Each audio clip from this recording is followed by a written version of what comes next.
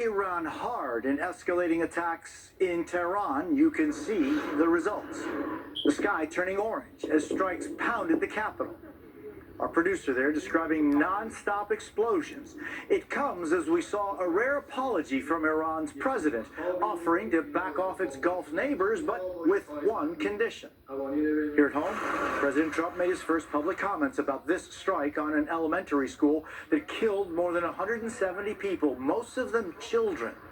Earlier in the day, the president was on hand for the return of first American service members killed in this conflict.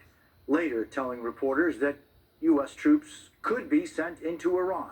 We're covering every angle of this story from here to the Middle East. And we start with Danielle Hamamjian in Beirut. The night skies over Tehran turning orange as Iranians experience some of the heaviest bombardment of this war.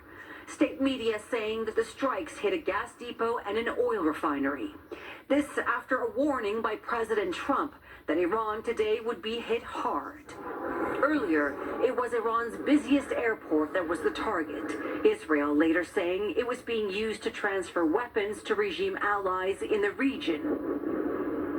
Today's attacks on Iran coming after strikes on U.S. oil giants Halliburton and KBR. Fire breaking out in their offices and warehouses in Iraq. As Israel and the U.S. continue to trade blows with Iran, neighboring countries continue to be dragged into this conflict. But the Iranian president today striking a different tone. Masoud Pezeshkian apologizing to Middle East neighbors, saying the regime will no longer attack them unless their territory is used to attack Iran. No sign President Trump is softening his stance, declaring no deal with Iran except unconditional surrender. The president on board Air Force One was asked about reports based on the U.S.'s own assessment that American munition was used in the strike on an Iranian school that killed 170 people, mostly children. Based on what I've seen, that was done by Iran. Is that true, Mr. Hickson? It was Iran who did that? We're certainly investigating. This war pulling in Lebanon, where the Iran-backed group Hezbollah is trading fire with Israel. And the toll of this growing conflict is being felt right across the country. An estimated 500,000 civilians have been displaced, many fleeing to central Beirut for refuge, but finding little relief. A disused city mall has taken on a new purpose.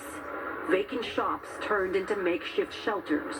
It's here I meet 11-year-old Asel, who, like so many children, has grown far too accustomed to war. How do you feel? Scared? No. Not scared? No. Why? How? My mom, I'm brave, she says. She'll return home with her mom when this war ends, she tells me. But when that will be is anyone's guess. Even the youngest here know that. And Danielle joins us from Beirut tonight. Danielle, the Israelis issuing yet another urgent evacuation warning tonight.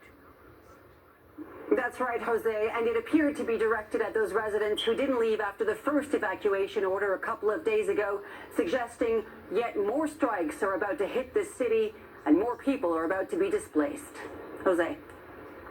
Danielle Hamamjian in Beirut, thank you. President Trump oversaw the return of the remains of 6 American service members killed overseas, while later in the day telling reporters that some U.S. troops could eventually be sent into Iran. Kelly O'Donnell reports. A day of striking contrast for President Trump. This has been a pretty wild time, but it's going very well. Swagger over U.S. military action against Iran. Aboard Air Force One, pressed about a potential role for U.S. ground forces. The president kept his options open. Could there be? Possibly, for very good reason. Have to be very good reason. Meeting with a dozen Latin American leaders here in Doral, Florida. The president boasted about U.S. might, from ousting Venezuela's Nicolas Maduro to strikes against drug boats and talk of toppling Cuba's communist leadership. Could you do us a favor? Take care of Cuba. I'll take care of it, okay? But a wartime president also faces the price of conflict. Very sad situation. To greet the families of the heroes coming home from Iran. The solemnity of today's ritual at Dover, Delaware, as 6 American soldiers, ages 20 to 54, Army reservists, made the journey home. Sons, husbands, a mother of 2, draped by the flag, killed in Kuwait by an Iranian drone. The president, first lady, top administration officials, and governors paid their respects. Their families grieve, their nation grateful for their sacrifice. The president also suggested that if he were to deploy American forces on the ground inside Iran, that would likely come after Iran's military is, quote, so decimated they would not be able to fight at the ground level. Jose? Kelly O'Donnell, thank you. The war in Iran is also sending oil and gasoline prices skyrocketing here. Ali Canal has the latest. Since the U.S. war with Iran began 1 week ago, filling up has become a lot more expensive. 43 cents a gallon more. I was driving here today thinking, all right, what can I give up in order to get gas? The national average for gas now hitting $3.41 a gallon as crude oil prices surge. Are you having to pull back on anything? Yeah, having to pull back, spending money on food, going out, entertainment. Central to the soaring prices, the Strait of Hormuz, a critical waterway along Iran's southern coast where roughly 1/5 of the world's oil flows through every day, or at least did.